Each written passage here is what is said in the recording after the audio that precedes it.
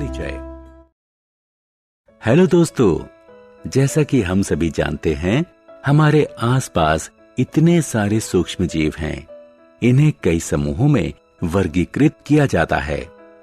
इनमें से कुछ हमारे लिए उपयोगी होते हैं, इसलिए उन्हें मित्र कहा जाता है, जबकि अधिकांशतः नुकसानदेह होते हैं, अतः इन्हें दुश्मन या शत्रु कहा जाता है।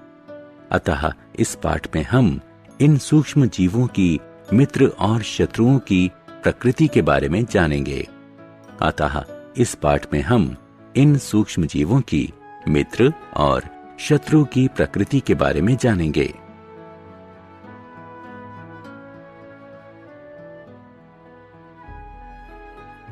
उद्देश्य। इस पाठ के अंत में आप निम्न करने में सक्षम हो जाएंगे: सूक्ष्म जीव और इसके विभिन्न समूहों को परिभाषित करना, मित्रवत सूक्ष्म जीव और सामान्य मानवीय जीवन में इनके उपयोगों का वर्णन करना, हानिकारक सूक्ष्म जीवों का वर्णन करना, खाद्य परिरक्षण की विधियों की व्याख्या करना, नाइट्रोजन स्थिरीकरण और नाइट्रोजन चक्र की व्याख्या करना।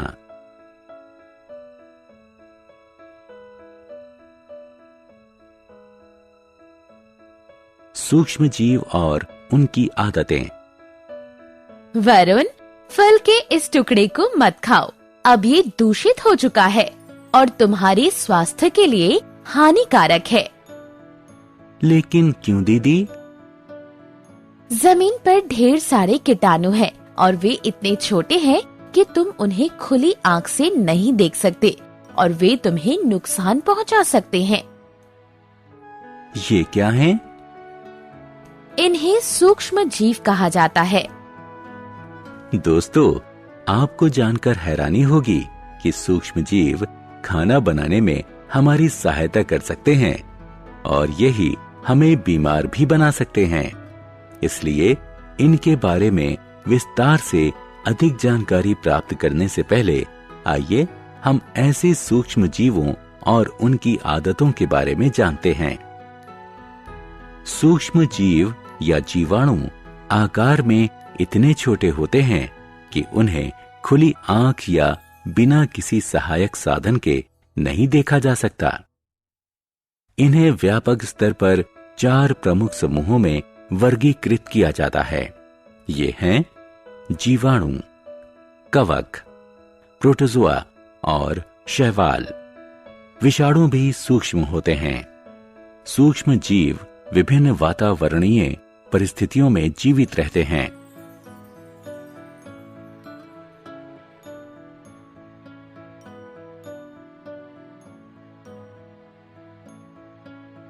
मित्रवत सूक्ष्म जीव और उनकी आदतें। प्रिय विद्यार्थियों, ये सूक्ष्म जीव व्यापक स्तर पर उपयोगी और हानिकारक सूक्ष्म जीवों में वर्गीकृत किए जाते हैं। अब हम सूक्ष्म जीवों के मित्रवत गतिविधि की विस्तार से चर्चा करेंगे। ऐसा ही एक मित्रवत सूक्ष्म जीव है खमीर। खमीर का उपयोग बेकिंग उद्योग और हमारे घरों में ब्रेड, केक, पेस्ट्री आदि बनाने के लिए किया जाता है। जीवाणु लैक्टोबैसिलस दूध से दही बनाने में उपयोगी है। सूक्ष्म जीव वाणिज्यिक और औषधीय क्षेत्र में भी उपयोगी हैं।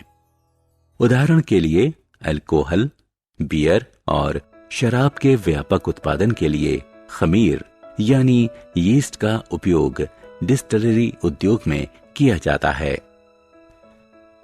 कुछ अन्य जीवाणु प्रतिजैविक यानी एंटीबायोटिक और वैक्सीन बनाने में सहायक होते हैं। टीकाकरण कई बीमारियों में सहायक होता है, जैसे हैजा, क्षय, चेचक और हेपेटाइटिस।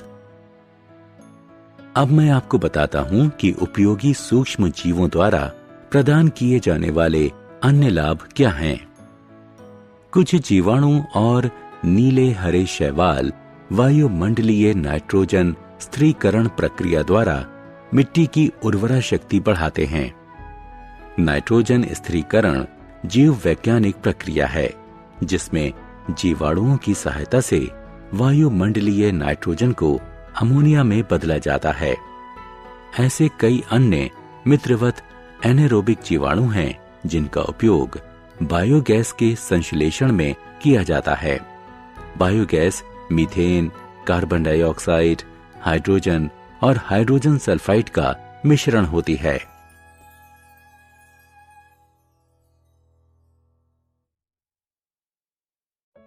हानिकारक सूक्ष्मजीव। सहायक और मित्रवत सूक्ष्मजीवों के बारे में चर्चा कर लेने के बाद आइए हानिकारक सूक्ष्मजीवों के बारे में जानते हैं। हम ऐसे सूक्ष्मजीवों से प्रारंभ करेंगे जो मानव और पशुओं के रोग के कारण बनते हैं। सूक्ष्मजीव जिनके कारण बीमारियां होती हैं पैथोजन कहलाते हैं। हम बीमारियों को 2 श्रेणियों में वर्गीकृत कर सकते हैं, असंचरणीय रोग और संचरणीय रोग।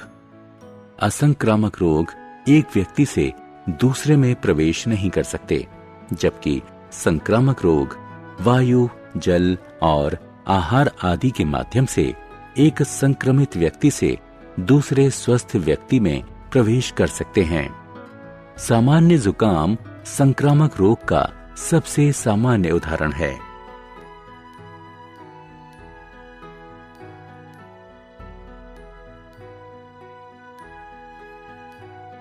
मानव में रोगकारक सूक्ष्मजीव। दोस्तों, हमारे आसपास पाए जाने वाले कुछ कीट और पशु पैथोजन के संवाहक के रूप में कार्य करते हैं। मक्खियां और मच्छर ऐसे संवाहकों के आम उदाहरण हैं। हैजा रोग में मक्खियां कई पैथोजन की संवाहक होती हैं। जब ये मक्खियां बिना ढके हुए खाने पर बैठती हैं तो पैथोजन स्थानांतरित हो सकते हैं और खाने को संक्रमित कर सकते हैं। हैजा से बचने के लिए हमें खाने को हमेशा ढककर रखना चाहिए और बिना ढके हुए खाने को खाने से बचना चाहिए। मलेरिया रोग के मामले में मादा एनोफ्लीज मच्छर प्लाज्मोडियम पैरासाइट के संवाहक होते हैं। पैथोजन एक संक्रमित व्यक्ति से स्वस्थ व्यक्ति में एक मच्छर के काटने से सीधे प्रवेश करते हैं। इसलिए हमें अपना आस पड़ोस साफ सुथरा रखना चाहिए और यह जांचना चाहिए कि बेकार पड़ी वस्तुओं में पानी जमा ना हो। हम मलेरिया को फैलने से खिड़की और दरवाजों पर तार की जाली लगाकर और कीट विकर्षक क्रीम, स्प्रे और मच्छरदानी लगाकर रोक सकते हैं। हम मिट्टी के तेल को ठहरे हुए पानी पर छिड़ककर मच्छर के लार्वा को मार सकते हैं। पैथोजन के कारण होने वाले सामान्य मानवीय रोग। यहाँ एक सूची दी गई है जो विभिन्न पैथोजनों के कारण फैलने वाले विभिन्न मानवीय रोगों का उल्लेख करती है।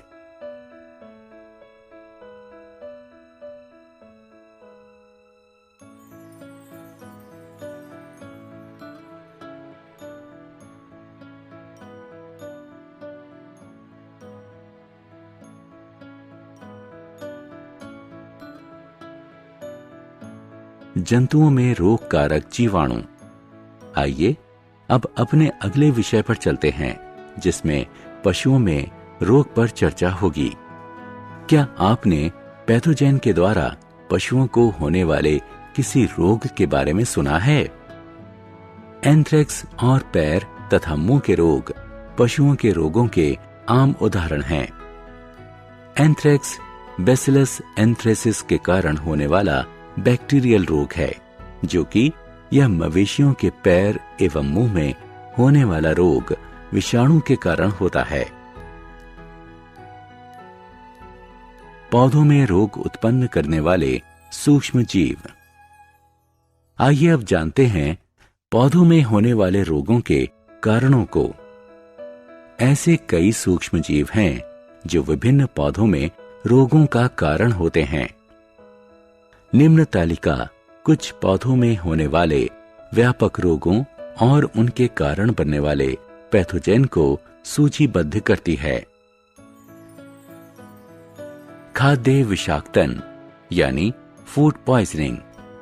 दोस्तों, गर्मी के दिनों में यदि खाना लंबे समय तक खुले में रखा हो तो खाना बेस्वाद हो जाता है और अंत में जहरीला हो जाता है। इसका कारण भी फिर वही जीवाणु हैं। कुछ ऐसे जीवाणु हैं जो खाद्य विषाक्तन यानी फूड पॉइजनिंग का कारण होते हैं, जैसे क्लोस्ट्रीडियम, बैसिलस और स्टेफिलोकोकस। ये खाना हमें नुकसान पहुंचाता है। हम कुछ विधियों द्वारा अपने खाने को संरक्षित कर सकते हैं, जैसा कि नीचे सूचीबद्ध है। दूध को बचाने के लिए हम पाश्चुरीकरण प्रक्रिया का उपयोग करते हैं। सारांश। आइए हमने जो कुछ सीखा है उसे संक्षेप में दोहराएं। सूक्ष्म जीव या जीवाणु एक जीवित जीव होते हैं जो इतने छोटे होते हैं कि हम उन्हें खुली आंख या बिना किसी सहायक साधन के नहीं देख सकते, अर्थात उन्हें केवल सूक्ष्मदर्शी यानी माइक्रोस्कोप से देखा जा सकता है। सूक्ष्म जीवों को व्यापक स्तर पर 4 प्रमुख समूहों में वर्गीकृत किया जाता है: जीवाणु, कवक, प्रोटोजोआ और शैवाल। सूक्ष्म जीव विभिन्न वायुमंडलीय परिस्थितियों में जीवित रहते हैं, जैसे जल, मिट्टी, गर्म पानी के सोते और पहाड़ आदि। सूक्ष्म जीव व्यापक स्तर पर उपयोगी और हानिकारक सूक्ष्म जीवों में वर्गीकृत किए जाते हैं। उपयोगी सूक्ष्म जीवों का उपयोग हमारे दैनिक जीवन तथा उद्योगों में विभिन्न उद्देश्यों से किया जाता है। सूक्ष्म जीव जिसके कारण मानव, पशु और पौधों में बीमारियां होती हैं, पैथोजेन कहलाते हैं। नाइट्रोजन स्थिरीकरण जीव वैज्ञानिक प्रक्रिया है जिसमें जीवाणुओं की सहायता से वायुमंडलीय नाइट्रोजन को अमोनिया में बदला जाता है।